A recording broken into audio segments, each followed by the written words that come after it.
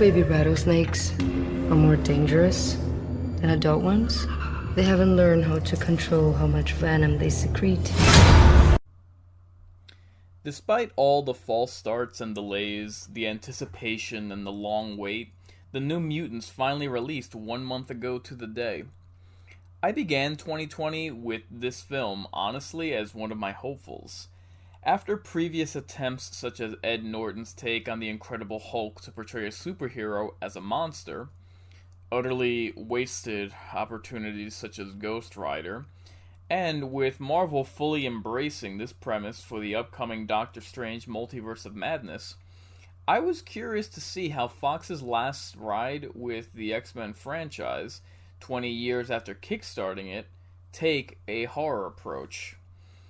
Let's be real, the X-Men films have played fast and loose with their own chronology for quite some time, ever since The Last Stand. So I, for one, was happy to see a fresh take with this material that was divorced from that tangled web of continuity. It speaks to the state of current film and superhero movies that it's inspiring to see a non-connected universe motion picture. It speaks to the state of modern society that it's invigorating to watch a non-politically correct movie. Our film starts with our main character Danielle waking up to the sounds of random explosions and wanton property damage. Have no fear, princess. All your woes will be cured when the major news outlets report it as peaceful protests. All better. Seeking refuge in the forest proves pointless when she's forced to run for her life. She takes a tussle and Bob's your uncle, mysteriously waking up in the one place someone like her should be safe. Should be. The thought of Xavier's School for the Gifted, repurposed as an asylum, is chillingly refreshing. Equally as enlivening is an actual ensemble cast from your assembly line X-Men flick. From the very first trailer, this movie played as if, after William Stryker's attack on the X-Mansion in X2, the military moved in, opened up shop, and kept the lights on. Classes in session. Arya Stark is a warm, welcoming, yet vulnerable character. A penitent individual that isn't preachy or plastic. Genuinely makes you identify with her, especially given Maisie Williams' acting. Had the filmmakers stuck to this character development, the role of tortured soul would have hit the nail on the head in a way that nearly 80 years of Lawrence Talbot's couldn't in the Wolfman movies. When we think of mutants, we think of abominations of the physical variety.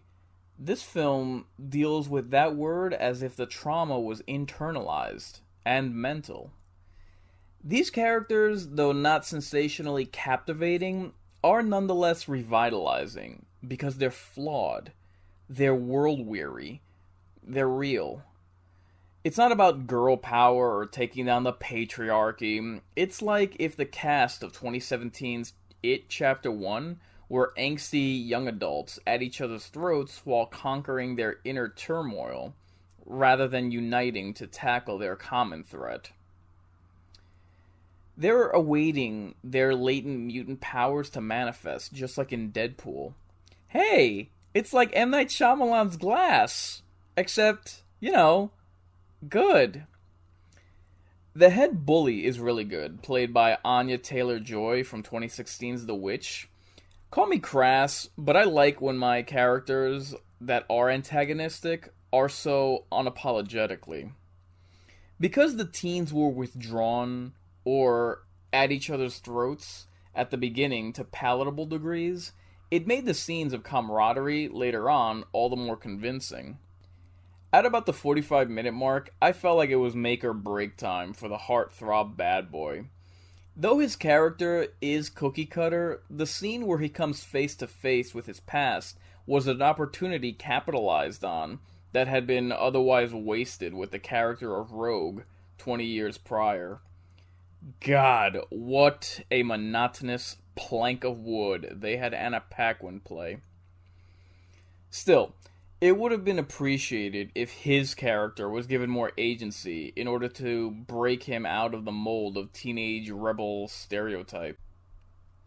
The best allusion I can make to this film is as if the Dream Warriors of A Nightmare on Elm Street 3 were given powers in the dream world to fight their fears, just for Freddy's blessing to turn their abilities on the children themselves, turn them into nightmares. What I found compelling was the question of whether the inner turmoil each inmate faced was their own, or one of the other teenagers. If the MCU had the quantum realm, this film used the Astral Plane, a literal headspace where characters would mentally retreat to as a haven. However, not even the comfort of their own minds proves safe. The only thing they can do when confronting their fears was to put a smile on their face. In the third act, once the curtain is pulled on the Wizard of Oz, the lab rats plot to escape the maze. The film did so much to distance itself from your stock, standard superhero film. It really felt like it was building to something. After all the more bombastic climaxes we've seen to these films, could it be that this character-driven story would give us a much more nuance, and then the third act happens and it just divulges into your stock, standard superhero ending? Aww. Boo! You stink! All that slow burn, just for the potential to go up in smoke and end in a laser light show.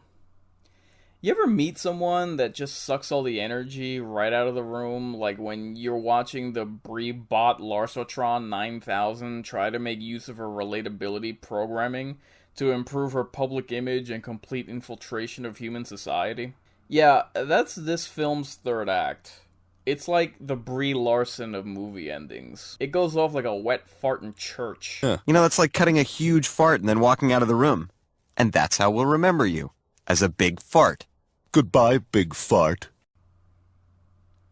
Also, it didn't make much sense that you had these assorted and unstable adolescent metahumans, and yet you have a staff of just one monitoring them. Now, as much as a film needs to stand on its own, this is nowhere near the disaster that was Fox's last entry in their other hero franchise. As far as the behind-the-scenes drama, that's another story for other channels. I may comment on the sordid past of this movie if I decide to review the Blu-ray, but for now, I will just bid farewell to the franchise that started the superhero craze. It's strange to think that this is a series that has 3 different swan songs, not including the Deadpool films. I realize that for the majority, Logan will be the true finale of the X-Men, and 20th Century Fox's curtain call, and rightfully so. I, however, am glad we got this movie in whatever form it came out in. If you didn't pick up on the common thread of my appraisal of the characters, I wished that the film had done more to deepen their appeal, strengthen their bonds as unstable adolescents, unsure of their abilities to overcome, and give them satisfying arcs and deliver a unique conclusion. I am glad that someone came with a fresh take on an ailing franchise and pulled the trigger, even if the shot fired was delayed and missed the mark.